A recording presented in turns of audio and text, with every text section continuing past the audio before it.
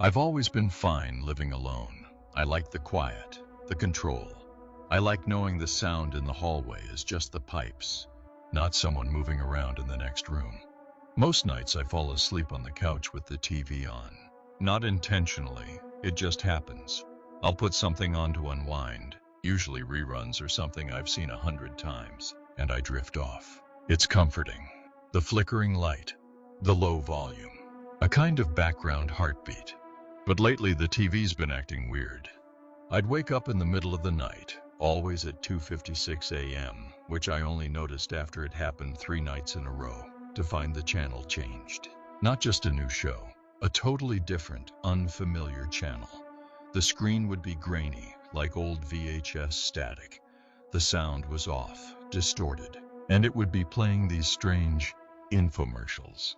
The first time I thought I'd imagined it. A man in a mustard yellow sweater holding up an old phone with no buttons, whispering, "Don't forget to answer when it rings, even if it's not for you." His eyes were too wide, like someone told him to smile and he forgot how. I changed the channel.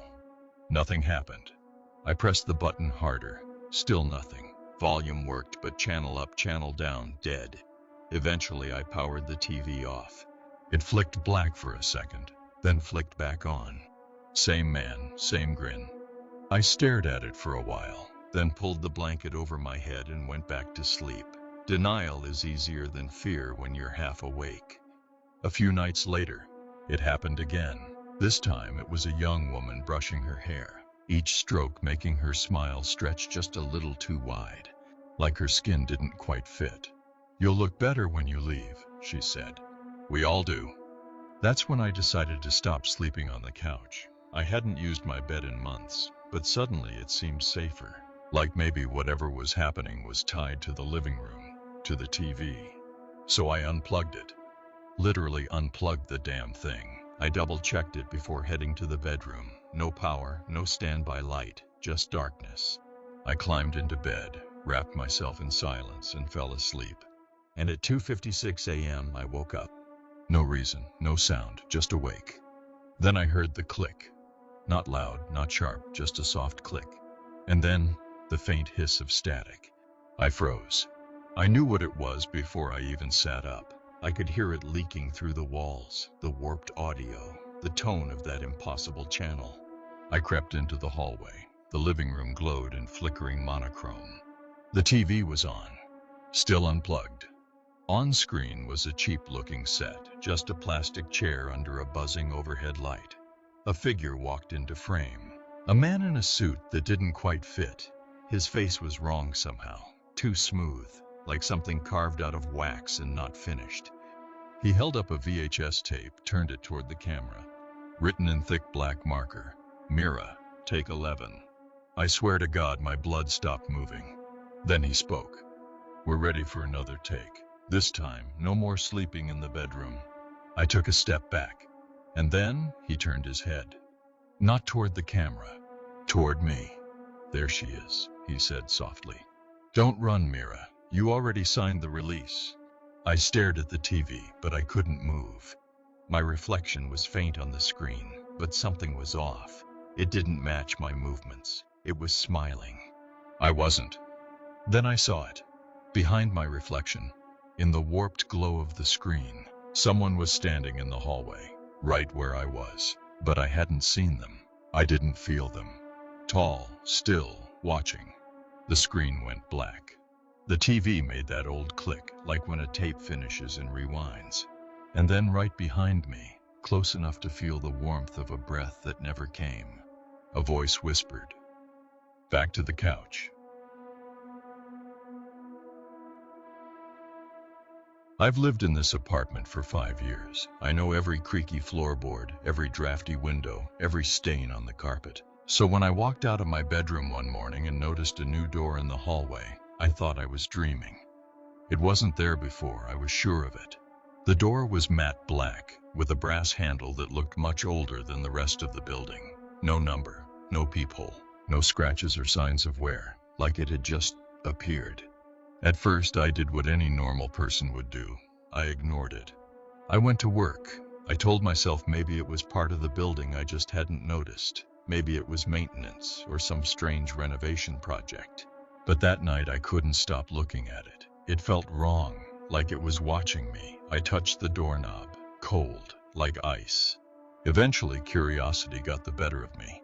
I opened it. There was a room behind it, perfectly square, empty. The walls were the same bland beige as the rest of my place, but the air inside was still, like time had stopped. No furniture, no windows, just a small light bulb hanging from the ceiling, swaying slightly, even though there was no breeze.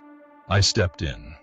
The second my foot crossed the threshold, I felt a shift, like my stomach dropped, like an elevator had jerked downward, but I wasn't moving. That night, I dreamed of the room. In the dream, I was standing in the center, and something was whispering to me from the walls. I couldn't understand the words, but I felt them. They were angry. When I woke up, my bedroom was rearranged. My bed was on the opposite side of the room. My bookshelf was flipped. It was like someone had mirrored everything while I slept. I went back to the hallway. The door was gone. Just blank wall. I stood there for a full minute, heart pounding. Did I imagine it?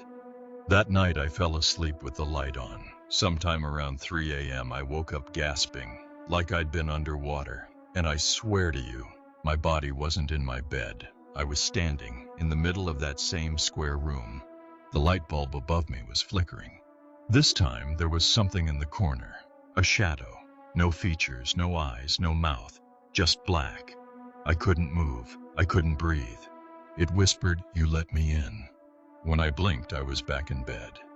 Now the door appears randomly, sometimes in my hallway, sometimes at work. Once I saw it reflected in a puddle on the street. Even though it wasn't really there, it's following me. The worst part?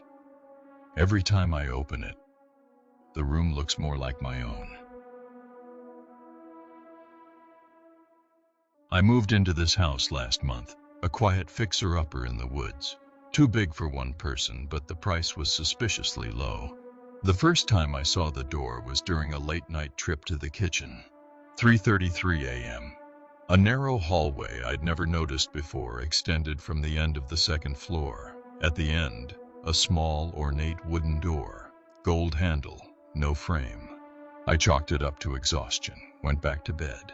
But the next morning, it was gone. No hallway, just a blank wall. I thought I imagined it. Until it happened again the next night. Same time. Same door. This time I opened it.